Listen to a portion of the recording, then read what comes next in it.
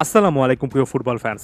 প্রথম ম্যাচটা দুর্দান্তভাবে শেষ করার পরে আর্জেন্টিনার সামনে কলম্বিয়ার বিপক্ষে একটা বড় রকমের চ্যালেঞ্জ অপেক্ষা করছে। তবে তার আগে আমি আগের ম্যাচের প্রেক্ষাপটটা আরও একবার নিয়ে এসে সেখানে আর্জেন্টিনার ইয়াংস্টার প্লেয়ারদের আসলে খেলার সম্ভাবনা বা সুযোগ কী ছিল, ভবিষ্যতে কী থাকবে সেই বিষয়গুলো নিয়ে আলোচনা করব। এবং শুরুতে লিওনেল স্কালোনির ক্লিয়ার কাট একটা স্টেটমেন্ট, যিনি কিনা চিলির বিপক্ষে ম্যাচের পরে স্পষ্ট করেছিলেন, সেটাতে চলে যাচ্ছি, যেখানে তিনি বলেছেন এই দলটাতে মেসি ডি মারিয়া যেহেতু নেই বা বর্তমান সময়ে খেলছেন না, স্বাভাবিকভাবেই আমাদের নতুন নতুন প্লেয়ার দরকার, তাই তাদের সুযোগ আসবে।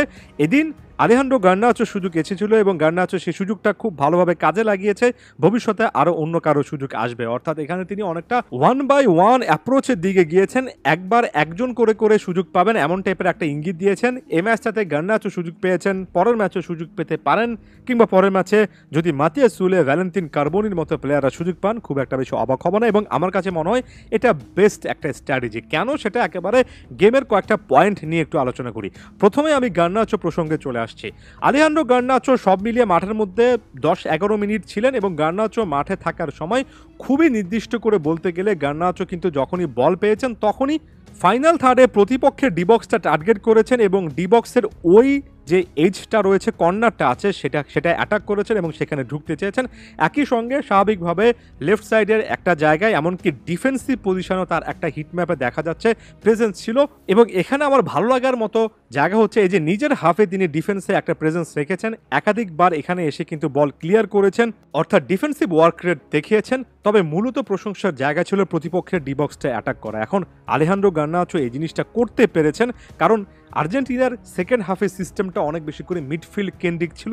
এবং মিডফিল্ড কেন্দ্রিক বলতে আমি বোঝাচ্ছি, পুরো ম্যাচে ম্যাক অ্যালিস্টার এবং এনজো ফার্নান্দেজ দুর্দান্ত পরিশ্রম করেছেন। তবে প্রতিপক্ষের মিডফিল্ডের সঙ্গে কম্পেয়ার করে আর্জেন্টিনার মিডফিল্ডটা বল কন্ট্রোলের জায়গায় অনেকটুকু এগিয়ে গিয়েছে, বলটা পায়ে রাখার ক্ষেত্রে অনেকটুকু এগিয়ে গিয়েছে যখন লো চেলসো মাঠে নেমেছিলেন। এবং লো চেলসো মাঠে নামার পরে যেহেতু বলের পজিশনটা আর্জেন্টিনার কাছে আরও বেশি করে আসে এবং Mac Allister, Enzo Fernandez, Rodrigo ডিপলরা মিলে যেহেতু একের পর এক দুর্দান্ত পাস খেলতে পারছিলেন, সেহেতু প্রতিপক্ষ আর্জেন্টিনাকে প্রেশারাইজ করার জন্য উপরে উঠে আসছিল এবং লেফট সাইডে কিছু না কিছু জায়গায় তৈরি হচ্ছিল, যেটা এক্সপ্লয়েট করতে পেরেছেন আলেহান্দ্রো গার্নাচো।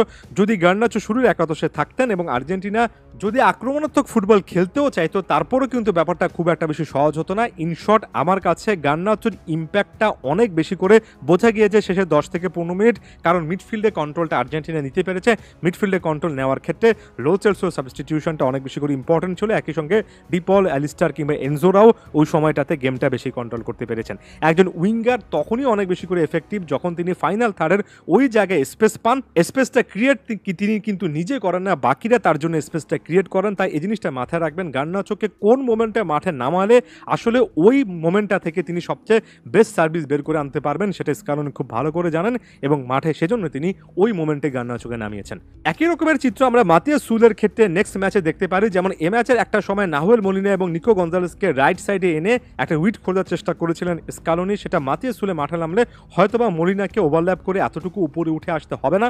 তাই পরবর্তী ম্যাচে সেটা একটা ভিন্ন ট্যাকটিক্স অ্যাপ্লাই করার মতো ব্যাপার হবে। একজন কোচ একটা ট্যাকটিক্স অ্যাপ্লাই করে দেখবেন একই ম্যাচে ভিন্ন ভিন্ন 4-5টা ট্যাকটিক্স একই সঙ্গে অ্যাপ্লাই করাটা কিন্তু অনেক সময় রিস্ক ডেকে আনে। এরপর আমি ভ্যালেন্তিন বার্কো প্রসঙ্গে চলে আসি। এই ম্যাচটাতে যেহেতু লিজান্দ্রো মার্টিনেজ লেফট সাইডে সেন্টার ব্যাক হিসেবে শুরু করেছেন, তাই প্রথম একাদশে আসলে বার্কো থাকার কোনো সুযোগ ছিল না। পরবর্তীতে মার্কোস অ্যাকুনিয়ার জায়গায় বার্কো নামানো যেত কিনা সেটা নিয়ে আসলে একটা প্রশ্নের সুযোগ আছে। আমার কাছে মনে হয় ওই সময়টাতে স্কোরলাইনটা যখন 1-0, তখন আসলে স্কালোনি অ্যাকুনিয়ার মতো অভিজ্ঞ একজন ডিফেন্ডারের কাছে গিয়েছেন। ভ্যালেন্তিন বার্কোকে ওই সাইডে নামিয়ে তার সঙ্গে যদি আলেহান্দ্রো গার্নাচো লিঙ্ক আপ করতে হতো, একই সঙ্গে একই সাইডে দুইজন অনভিজ্ঞ প্লেয়ার যারা কিনা খুব একটা বেশি ম্যাচ এক্সপিরিয়েন্স নেই, সেই ডিসিশনটাই কিন্তু আর্জেন্টিনার জন্য ভুল বলে প্রমাণিত হতে পারতো। শেষের দিকে এসে যে এই গার্নাচোরা ওই সাইড থেকে অনেক বেশি আক্রমণ করতে পেরেছেন, এটার পেছনে একটা বড় কারণ, পেছনে কিন্তু মার্কোস অ্যাকুনিয়ার মতো নির্ভরযোগ্য অভিজ্ঞ একজন প্লেয়ার ছিলেন। তাই আমাদের ছোট ছোট ব্যাপারগুলো বুঝতে হবে যে আসলে কার সাথে কার কম্বিনেশনটা এক্সপিরিয়েন্সের সঙ্গে একটা ইউথ বা তারুণ্যের যে মিশ্রণ আছে সেটা ঠিক রেখে একটা প্রপার ব্যালেন্স রাখার সবসময় ব্যাপার থাকে। এটা যদি একটু বোঝার চেষ্টা করেন তাহলে বুঝতে পারবেন একই সঙ্গে কেন সকল ইয়াংস্টারদেরকে লম্বা সময়ের জন্য মাঠে না নামিয়ে দিয়ে অল্প অল্প করে গেম টাইম দিয়ে আস্তে আস্তে দলের সঙ্গে অ্যাডজাস্ট করার আইডিয়াটা আসলেই বেটার। ধন্যবাদ সবাইকে।